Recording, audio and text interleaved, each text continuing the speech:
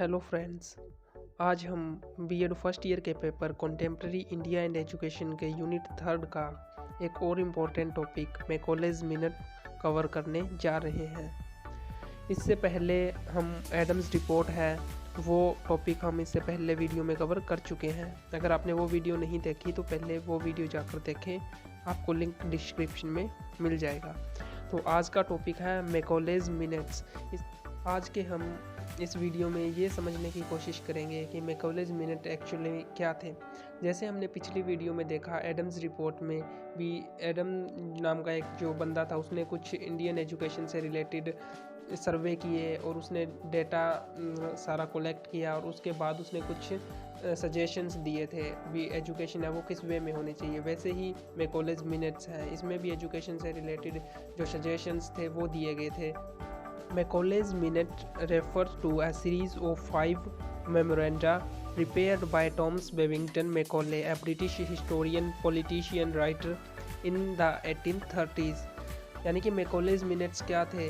ये एक British historian और राइटर था जिसका नाम था टॉमस मैकॉले, उसने ये प्रिपेयर किए थे। Macaulay was a member of the governor generals council in India and minutes were written to provide recommendations for the education system in India। जो लॉर्ड मैकॉले था वो क्या था, एक मेंबर था, गवर्नर जनरल काउंसिल थी जो इंडिया की। यानी कि ये उस टाइम की बात है जब इंडिया पर ब्रिटिशर्स रूल कर रहे थे, तो ये उसी काउंसिल का एक मेंबर था और इसने जो इंडियन एजुकेशन है उससे रिलेटेड क्या है कुछ रिकमेंडेशन दी थी, उन्हीं को हम बोलते हैं मैकॉलेज minutes. The minutes were instrument in shaping British colonial policy towards education in India। Macaulay argued that Indian education system should be molded after British system, with an emphasis on English language and education and the study of British literature and culture। अब देखो उस time Britishers India पर rule कर रहे थे, तो उन्होंने क्या किया, उन्होंने ये सोचा कि इनको क्या है ऐसी एजुकेशन प्रोवाइड करें, ऐसी एजुकेशन दें जिससे क्या ये हमारे ही काम आ पाए। यानी कि वो इंडियंस को क्या है एक तरीके से वो गुलाम बना रहे थे। यानी कि जो इंडिया का जो रियल जो एजुकेशन सिस्टम था जो यहाँ पर लंबे टाइम से चल रहा था उसको ख़त्म करके जो ब्रिटिशर्स का अपना जो एक एजुकेशन सिस्टम था वो यहाँ पर वो क्या है थोपना चाहते थे। उसी के रिगार्डिंग ये जो मैकॉलेज मिनट्स है ये तैयार किया गया था, इसका पर्पज़ यही था। इसके बारे में मैकॉले ने खुद ने क्या बोला है, we must at present do our best to form a class of persons Indian in blood and colour and English in taste, in opinions, in morals and in intellects.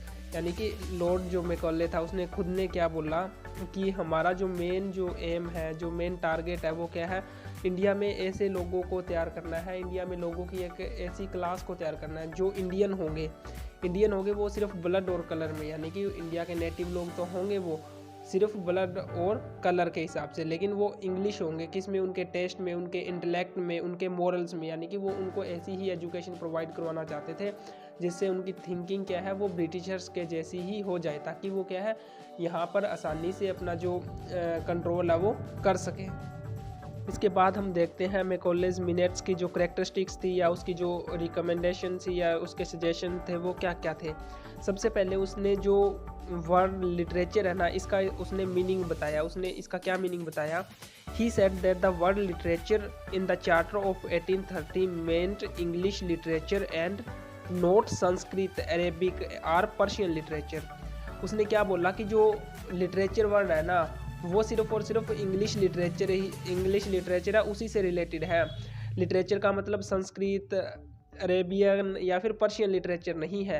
यानी कि इस जो ब्रिटिशर्स आए थे उनसे पहले इंडिया में क्या है संस्कृत लिटरेचर था, अरेबिक और पर्शियन लिटरेचर यहाँ पर आया वो पढ़ा जा रहा था। लेकिन मैकॉले ने साफ साफ बोल दिया लिटरेचर का मतलब सिर्फ और सिर्फ इंग्लिश लिटरेचर है।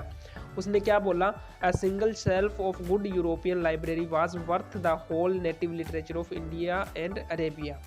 उसने ये बात तक बोल दी कि जो एक यूरोपियन लाइब्रेरी है, एक अच्छी यूरोपियन लाइब्रेरी है ना, उसका एक सिंगल शेल्फ है ना, वो भी क्या है पूरा का पूरा जो नेटिव लिटरेचर है इंडिया और अरेबिया का, यानी कि जो अरेबियन कंट्रीज़ है और इंडिया है उनके पूरे लिटरेचर से ही क्या है वो ज़्यादा बेटर है। यानी कि यहाँ से अपने को साफ पता चल रहा है जो इन्होंने रिकमेंडेशंस दी थी, जो सजेशंस दिए थे, वो सिर्फ और सिर्फ क्या थे, इंग्लिश लैंग्वेज और इंग्लिश लिटरेचर को थोपने के लिए थे। इन्होंने जो इंडियन लिटरेचर था, इंडिया का जो नेटिव लिटरेचर था, उसको पूरी तरह से इन्होंने क्या है, नेगलेक्ट कर दिया। फिर उन्होंने इंडियन स्कॉलर की डेफिनेशन क्या दी, explaining the word Indian scholar he said that the word used in the charter of 1813 means a scholar who is learned in the philosophy of Milton's poetry, that is English literature। यानी कि उसने क्या बोला, Indian scholar कौन है, Indian scholar वो नहीं है जिसको बहुत ज़्यादा ज्ञान है, जिसने संस्कृत, पर्शियन या फिर अरेबिक लिटरेचर पढ़ रखा हो, या उसको कोई और नॉलेज है। इनके हिसाब से तो इंडियन स्कॉलर वही है जिसको मिल्टन की फिलोसफी आती है या जिसको इंग्लिश लिटरेचर पता है।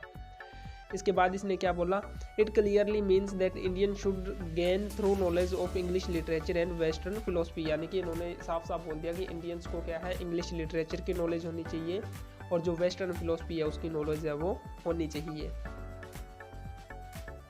इसके बाद और इसने क्या बोला, इसकी कैरेक्टरिस्टिक्स और क्या थी, एम्फेसिस ऑन इंग्लिश लैंग्वेज। और ये तो इनका साफ साफ मेन एम यही था कि यहाँ पर जो इंग्लिश जो लैंग्वेज है उसको पूरी तरीके से क्या है, लागू कर दिया जाए।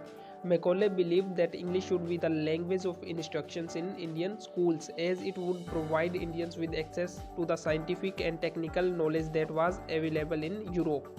इसने बोला कि जो इंडियन स्कूल्स है ना, वहाँ पे जो इंस्ट्रक्शंस दिए जाते हैं वो सिर्फ और सिर्फ इंग्लिश लैंग्वेज में दिए जाने चाहिए, और इसके साथ साथ इनको साइंटिफिक और जो टेक्निकल नॉलेज है वो प्रोवाइड करवाई जानी चाहिए, जो कि यूरोपियन या वेस्टर्न जो सिस्टम था एजुकेशन का, सेम टू सेम वैसे ही। नेक्स्ट जो कैरेक्टरिस्टिक्स थी मैकॉलेज मिनट की, वो क्या थी, promotion of British culture. Macaulay believed that the study of British literature and culture was essential for Indians to become fully educated। इनको ये लगता था कि इंडियंस अगर क्या है प्रॉपरली वो डेवलपमेंट चाहते हैं या फिर वो आगे बढ़ना चाहते हैं, तो उनको क्या है, वेस्टर्न जो तौर तरीके हैं वो सीखने पड़ेंगे। इसीलिए इन्होंने अपना जो एजुकेशन सिस्टम है वो यहाँ पर थोपा था, जिससे वो क्या है, जो वेस्टर्न्स है उनको कॉपी कर सके, यानी कि उनके जैसे क्या है वो सीख सके, उनके जैसे रहन सहन तौर तरीके जान सकें। He argued that the works of Shakespeare, Milton and other British writers were of a higher quality than the Indian literature। और मैकॉले ने क्या बोला कि जो इंग्लिश लिटरेचर है या जो इंग्लिश राइटर्स थे, शेक्सपियर है, चाहे मिल्टन है, चाहे कोई और राइटर है, वो सारे के सारे क्या है, हाई क्वालिटी के थे इंडियन लिटरेचर के कंपैरिजन में। that the study of these work would provide Indians with a better understanding of British cultures and values। और उसने बोला कि इंडियंस को ये जो ब्रिटिश लिटरेचर है ये स्टडी करना चाहिए, क्योंकि ये स्टडी करने के बाद उनको क्या है, जो ब्रिटिश कल्चर है और जो ब्रिटिश वैल्यूज़ है उनको क्या है वो बेहतर तरीके से समझ पाएंगे। इसके बाद इसका जो नेक्स्ट जो इसका कैरेक्टरिस्टिक्स या एम लगा लो, वो क्या था, neglect of Indian language and traditions. यानी कि जो इंडिया का जो यहाँ पे नेटिव जो लोग थे या फिर जो यहाँ का पुराना जो एजुकेशन सिस्टम था उसको क्या ये टोटली क्या है ख़त्म करना चाहते थे। इसीलिए इन्होंने इंडियन लैंग्वेज है, इंडियन जो सिस्टम ऑफ एजुकेशन था उनको क्या है टोटली नेगलेक्ट किया।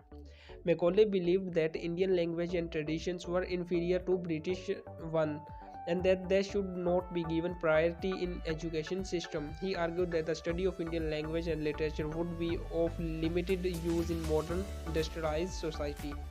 इसने मैकॉले ने क्या कहा कि जो इंडियन लैंग्वेज या जो इंडियन लिटरेचर है ना, उसको क्या है बहुत ही लिमिटेड सेंस में उनको क्या है पढ़ाया जाना चाहिए, या उसके एजुकेशन है वो लिमिटेड ही प्रोवाइड की जानी चाहिए, क्योंकि इसने बोल दिया कि वो जो मॉडर्न सोसाइटी है उसमें क्या है वो कहीं नहीं ठहरता, यानी कि उसकी वैल्यू नहीं है। इसने सारा का सारा जो जोर है वो ब्रिटिश जो लिटरेचर है उस पर दिया, जो इंग्लिश लैंग्वेज है उस पर दिया। इसके बाद इसने और इसका जो और कैरेक्टरिस्टिक्स थी वो क्या था, focus on practical education and emphasis on the secular education. इन्होंने कुछ प्रैक्टिकल टेक्निकल जो एजुकेशन है वो भी इन्होंने प्रोवाइड करवाई ताकि जो लोग हैं उनको वोकेशनल एजुकेशन मिल सके और जो अनएम्प्लॉयमेंट वगैरह था वो क्या कुछ हद तक क्या है सॉल्व हो सके।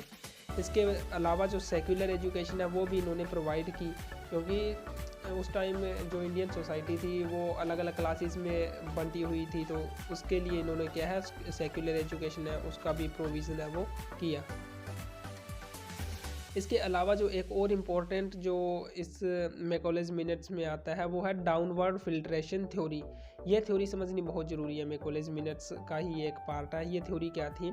The theory suggest that education should be provided to Indians at different levels with the most advanced education being reserved for a selected few and who would then act as the leaders of society. जो Britishers थे उनका मतलब उनका जो main जो M था वो ये नहीं था कि वो इंडियंस को क्या है एजुकेटेड करें, इनको मॉडर्न बनाए। उनका मेन जो टारगेट था वो था कि इंडिया को कंट्रोल कैसे किया जाए, यहाँ पर रूल कैसे कर सके, वो इजीली वो रूल करना चाहते थे।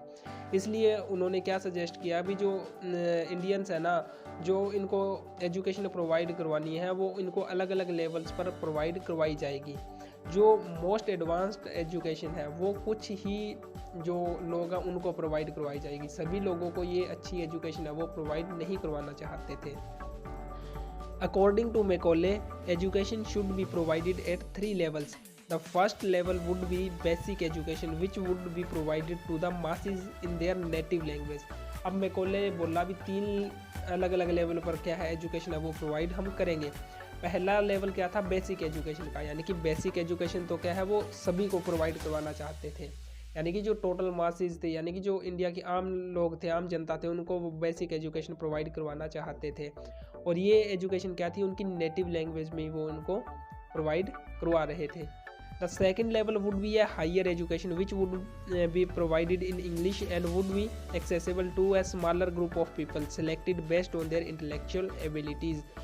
सेकंड लेवल क्या था एजुकेशन का? मैकॉले बोला सेकंड लेवल पे हायर एजुकेशन प्रोवाइड करवाई जाएगी, लेकिन ये सभी लोगों के लिए नहीं होगी। हायर एजुकेशन है वो क्या है? कुछ सिलेक्टेड लोगों के लिए ही होगी। और ये लोगों को कैसे चुना जाएगा? उनके इंटेलेक्चुअल के बेस पर इनको क्या है सिलेक्ट किया जाएगा।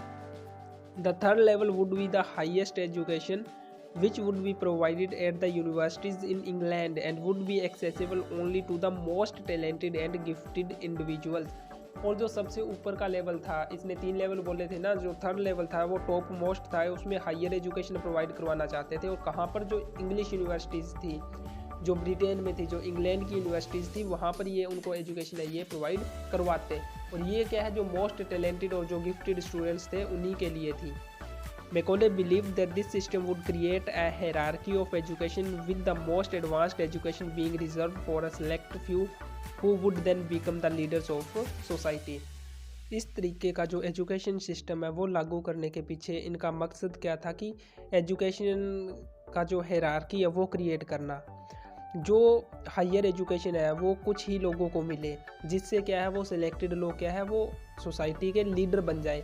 और ये लीडर ऐसा नहीं है कि वो इंडियंस तो होंगे, लेकिन वो क्या है ब्रिटिशर्स के अकॉर्डिंग काम करेंगे। ये इनका मेन एम था।